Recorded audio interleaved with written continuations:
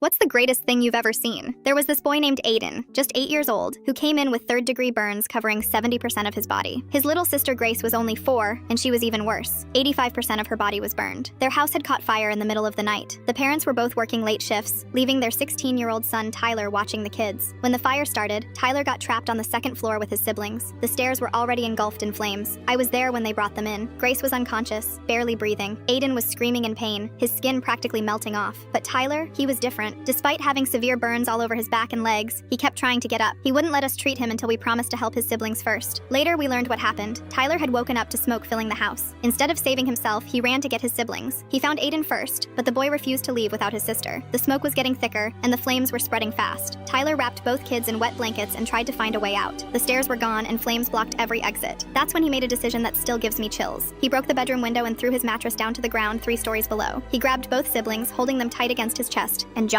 He twisted his body mid-air so his back would take the impact. The mattress helped, but the landing was still brutal. Tyler's spine fractured in 3 places, but he didn't stop. He rolled off that mattress and dragged both kids across the lawn, away from the burning house. The recovery process was hell. Grace needed 12 surgeries, Aiden had 8, Tyler had 15, plus intensive physical therapy to walk again. But throughout it all, Tyler never complained, not once. Even when the pain was so bad that grown men would have been screaming, he just grit his teeth and asked about his siblings. Social services tried placing the kids in foster care while their parents worked extra shifts to pay the medical bills. Tyler wouldn't have it. Despite being in excruciating pain, he learned everything about burn care. He'd change Grace's bandages while telling her princess stories. He'd help Aiden with physical therapy by making it into a game. The real miracle wasn't just their survival. It was watching Tyler transform from a regular teenager into something extraordinary. He learned medical terms faster than some of our residents. He could spot infection before it showed on tests. He memorized medication schedules and side effects better than some nurses. 4 months into their stay, Grace caught a potentially deadly infection. The doctors were ready to amputate her arm. Tyler stayed up for 38 hours straight, changing her bandages every hour, monitoring her temperature, and fighting with doctors to try alternative treatments first. He saved her arm. When Aiden would scream during debridement, Tyler would tell him stories about superheroes. He'd describe how scars were like badges of honor, proof of battles won. Soon, Aiden started calling his bandage changes power-ups instead of treatments. Tyler graduated high school from the burn unit, studying between surgeries. He turned down a full scholarship to stay close to his siblings during their recovery. He got a job at a pharmacy, learning everything he could about burn medications. 1 year later, all 3 kids were released. Grace and Aiden had extensive scarring, but full mobility. Tyler walked with a slight limp, but could carry both siblings at once. The day they left, Tyler handed me a letter. Inside was his application to nursing school, specifically for burn care. Today, Tyler works in our burn unit. He's the best damn burn nurse I've ever seen.